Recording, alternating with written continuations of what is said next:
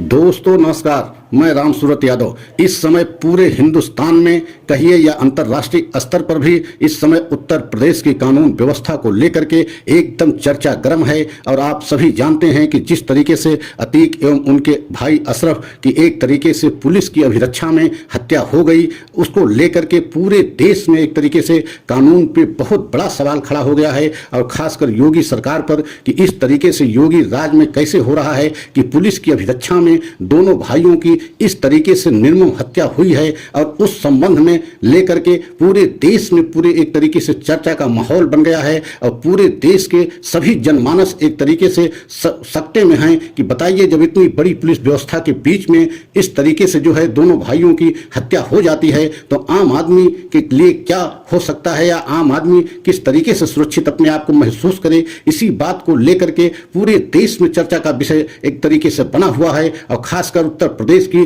कानून व्यवस्था को लेकर के, योगी राज को लेकर के अब यह मामला जो है अतीक हत्याकांड का मामला सुप्रीम कोर्ट पहुंच चुका है। और आप समझ सकते हैं कि सुप्रीम कोर्ट इस मामले को लेकर के सुनवाई के लिए भी तैयार हो गया है। और 24 मार्च को सुनवाई होगी, 24 अप्रैल को, माफ कीजिए, 24 अप्रैल को सुनवाई होगी। तो मतलब एक तरीके से सुप्रीम कोर्ट को भी इसमें लग रहा है कि बहुत बड़ा जो है कानून व्यवस्था में फेलियर है। और यही वजह है कि सुप्रीम कोर्ट भी जो है सुनवाई के लिए तैयार हो गया है। विशाल तिवारी सुप्रीम कोर्ट के वकील हैं, उनके द्वारा जो है PIL दाखिल हुई है और उन्हीं के कहने पर सुप्रीम कोर्ट एक तरीके से तैयार हो गया है। अब लग रहा है कि जो है योगी सरकार पर सुप्रीम कोर्ट का हथौड़ा चलेगा और सुप्रीम कोर्ट की गाज योगी राज पर गिरेगी।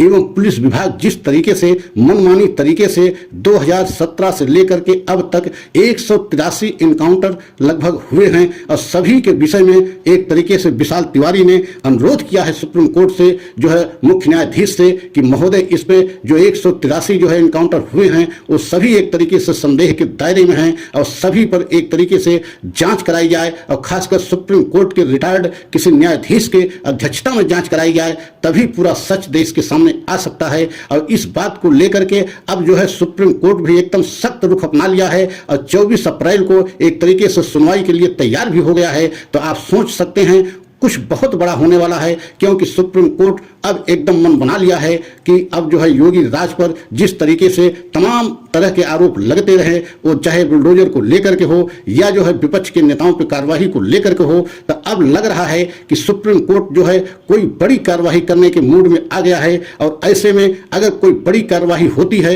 या जो है योगी राज पे गाज गिरती है, तो आप सोच सकते हैं कि 2017 से जिस तरीके से योगी राज में मनमानी खासकर पुलिस विभाग कर रहा था एवं योगी जी मनमानी तरीके से शासन चला रहे थे, जहां चाहते थे वहां बुलडोजर पहुंच जाता था, जिनको घर चाहते थे उनका घर गिरवा देते थे, लेकिन किसी तरीके से उस पर एक्शन नहीं होता था। लेकिन अब जिस तरीके से अतीक और उनके भाई अशरफ की हत्या पुलिस की अभिरक्षा में हुआ है और इस हत्याकांड को लेकर के पूरे देश में सभी जो है विपक्ष की पार्टियां एवं जितने बड़े कानून के जानकार हैं, सभी ने इस हत्याकांड की आलोचना किया है। यहां तक कि अंतर्राष्ट्रीय स्तर पर विदेशों में भी इसकी आलोचना हो रही है कि बताइए, इतनी बड़ी पुलिस व्यवस्था के बीच में इस तरीके से जो 5 बार विधायक रहे हों और 1 बार सांसद रहे हों, उनके भाई अशरफ भी विधायक रहे हों, और पुलिस की अभिरक्षा में, पुलिस की कस्टडी में इस तरीके से दोनों भाइयों की हत्या होती है, तो इसका मतलब है कानून व्यवस्था का एकदम फेलियर है। और खासकर वहां की सरकार जो चल रही है उसका इसका मतलब ये है कि सरकार के कोई नियंत्रण जो है कानून पर नहीं है, और खासकर पुलिस विभाग पर। तो यही लेकर के, इसी बात को लेकर के सुप्रीम कोर्ट में ये मामला पहुंच चुका है और सुप्रीम कोर्ट एक तरीके से इस पे जो है सुनवाई के लिए तैयार भी हो गया है। और विशाल तिवारी जो सुप्रीम कोर्ट के वकील हैं, उनके द्वारा जो है ये PIL दाखिल की गई है। मतलब अब 24 अप्रैल को बहुत बड़ा जो है सुप्रीम कोर्ट से कोई ना कोई आदेश योगी राज के लिए, योगी सरकार के लिए आ सकता है। और उसमें जो है सबसे बड़ा जो है मामला पुलिस विभाग का है। पुलिस विभाग के लिए कोई बड़ा एक्शन जो है लेने की बात हो सकती है, क्योंकि जिस तरीके से ये घटना घटी है, इस घटना से पूरा देश एक तरीके से खासकर अंतर्राष्ट्रीय स्तर पर भी इस मामले को से बहुत छवि देश की खराब हो रही है। तो आप सोच सकते हैं कि अब जो है सुप्रीम कोर्ट खासकर जब से मुख्य न्यायाधीश BY चंद्रचूड़ आए हैं, तब से बहुत ही सख्त रवैया अपनाए हैं। और उनसे जो है एक तरीके से केंद्र सरकार को भी आमने सामने कई बार आना पड़ा। और इस मामले को लेकर के जिस तरीके से BY चंद्रचूड़ जी तैयार हो गए हैं सुनवाई के लिए। तो अब जो है कयास यही लगाया जा रहा है कि उत्तर प्रदेश सरकार को लेकर के कोई बहुत बड़ा फैसला हो सकता है, और खासकर पुलिस विभाग का जो फेलियर है, क्योंकि ये पूरा फेलियर पुलिस विभाग का माना जा रहा है। पुलिस विभाग के फेलियर की वजह से ऐसी घटना एक घटी है।